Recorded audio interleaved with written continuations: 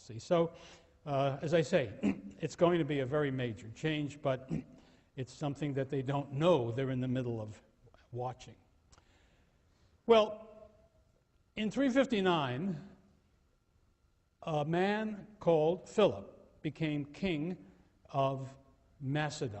Macedon, which is, we know with the Macedonians, were fundamentally Greeks. That is to say, they were Greek speakers, and ethnically, if there is such a thing, they were Greek. But they were so far out of the mainstream of the development of the Greek polis that we have been examining this semester, that many, many Greeks, perhaps most of them, didn't think of them as being Greek. You know, when Greeks thought about what it was to be a Greek, they thought about more than the fact that they spoke the Greek language. They thought fundamentally, if you get to Aristotle, you see how thoroughly true this is, it had to do with a culture, a way of life. And that way of life was based upon the independent polis. Well, Macedon did not have such a structure. Macedon, the Greeks called the Macedonians an ethnos, a tribal group is what that sort of means. We use the word sort of nation somehow to translate ethnos, but and that's okay. The word nation itself, remember, comes from the Latin word which means to be born, people who are born of the same stock. But for the Greeks, it had a different meaning. It was people who participated in the culture that they designated as Hellenic, and they thought the Macedonians fell outside of that. There were no polis in the Macedonian kingdom. It was something that we might call feudal. That is to say, yes, there was a monarch, but there were powerful noblemen who were practically independent and who owed only a limited allegiance to the king, and who were really the dominant figures in the state for most of the history prior to the appearance of Philip.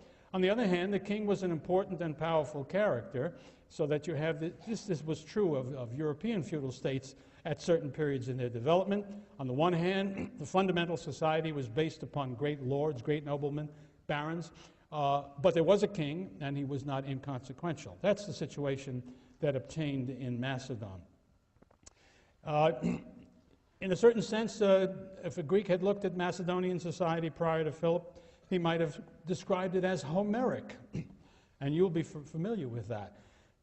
Sure, there were guys called basileis, but they were not really the rulers over the barons, these great noblemen in their kingdom. And they thought of it as uncivilized in the technical sense. If you don't live in a polis, a city as they understood it, then you are not civilized. You are part of an ethnos, and that's the term they used of the tribal societies all around them. Illyrians, Scythians, they were all from an ethnos.